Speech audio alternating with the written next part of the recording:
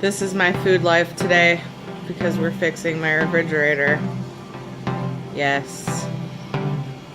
Magical. Hey nerds, it's Tiri. Welcome back to my show. I know I'm making a serious statement here, aren't I? Whew. Cool, we got this. Topics of today include World of Warcraft patch 6.2 itemization changes, a long-awaited inscription feature, a first look at a special orc from the Warcraft film, highlights from an interview with Ian, patch 6.2 pets and gear updates. And stick around to find out how to win Blizzard gear, an iPhone 6, balance codes, or Blizzcon tickets. Some of the new pets in World of Warcraft's patch 6.2 include Bloodbeak, the cerulean moth, the violet firefly, and the fen crab. These can be found and captured in Tenon Jungle. You will also find 15 fel-corrupted legendary battle pets to battle. You can fight them daily, and when you beat them, they reward you with fel-touched pet supplies, which can contain pet charms, gold, or bandages, the periwinkle calf, the Zenger spore, the seaborn spore, and the nightmare bell all have a small chance to be in that bag as well. Other pets will be added to the Draenor zones, as well as the Garrison vendor, which you can purchase pets from with pet charms. I talked about that in a previous video, but you can also check the link in the description for more details. The other link about pets is Wowheads, and it has more details on the legendary battle pets that you have to fight, all of the other pets I talked about, and the new Dark Moon Fair pets. There are some significant itemization changes coming to World of Warcraft's patch 6.2, centering around raid loot.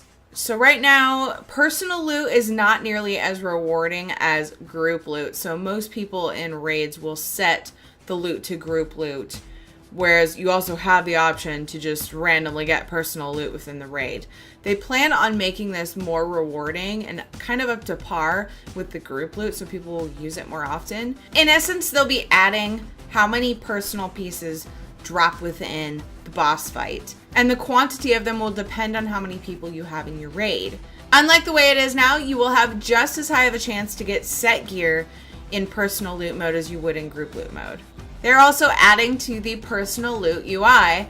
Everyone in the raid will see what people got for personal loot just as obviously as if it had dropped for the group.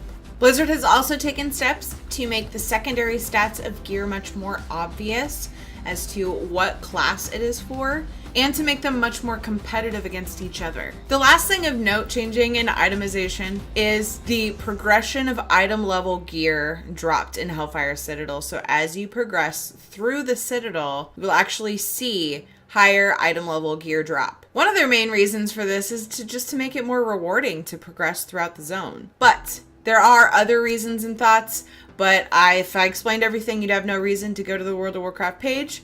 Check the link in the description for more details. On to the interview with Ian Hazzikostas done by VentureBeat. I'd like to go over a few highlights that stuck out to me. They mentioned the common issue and commonly talked about thing where people stopped doing 5-mans way earlier in the expansion this time. Draenor 5-mans, far less rewarding, mainly because Valor points were taken out. Yeah, you still need to do a few to get the item level you need to do looking for raid, but it's far less needed, especially once you're able to get into looking for raid. People are like, why for some in-quest toys? And even that doesn't take very long. Ian did state that Blizzard did not really like how far it swung in the direction of people feeling that they don't need to do 5-man dungeons. So we should see some changes to correct that in future expansions. That kind of brought in the whole feature of mythic 5-man dungeons. That definitely feels like a step that they took to make 5-man dungeons a little more viable for people going through the expansion still. The WoW token did not bring a very big change to the subscriber levels, which sort of surprised me. It seems less hyped than I thought it would be. I honestly had thought about buying WoW tokens, but then I haven't yet. So, I mean, I get it.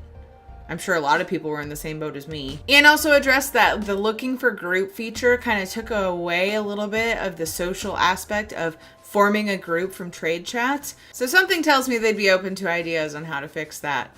I can't think of a way without taking looking for group out. I, for one, actually love the feature. And finally, the previously mentioned long-awaited inscription feature. Mass milling. What? How long have we wanted this? I don't know. I don't know since Inscription came out. So the mass milling, at first glance, I was thinking, oh my god, you can take a stack of 200 herbs and just like mill them. Which that would be really magical, but it actually looks like you mill 20 at a time, because when you hover over the hyperlink, it says reagents 20 blah blah blah herb. So that's still amazing, because if you divide how many times you pressed your mill macro or your mill key and clicked on the herb by 4, I think we would save a lot of time. So we should be seeing mass milling for Inscription in patch 6.2. Yay. There are a couple changes coming to the Black Market Auction House in patch 6.2. They will be adding some heroic raid gear to the Black Market Auction House. They don't want to put mythic because they want you to have to actually raid for the best gear in the game, but you will see heroic gear. Wowhead.com has an updated database of the tier 18 gear you get from normal, heroic, and mythic Hellfire Citadel. So you've got some gear models to look at here. My favorite, as usual, is the Priest. I tend to like the Priest gear. Maybe that's why I mained Priest this expansion. No, I truly just love playing Priest. Also for you PvPers out there, they have the Wild and Warmongering Gladiator gear for patch 6.2. It's basically a recoloring of the tier 18 gear. Orgrim has graced us with his real true presence on the internet. It's the real Orgrim, like in the flesh. You can touch him. Okay, so it's just the character for the Warcraft movie coming June 10th, 2016. The character is played by Robert Kaczynski. I will say, it is nice to see things like this being put up because it makes it feel real. There were so many years like, hey, Warcraft, we're making a movie. Totally making a Warcraft movie. Well, we have stuff actually being shown to us now, so we know that this time it's not fake.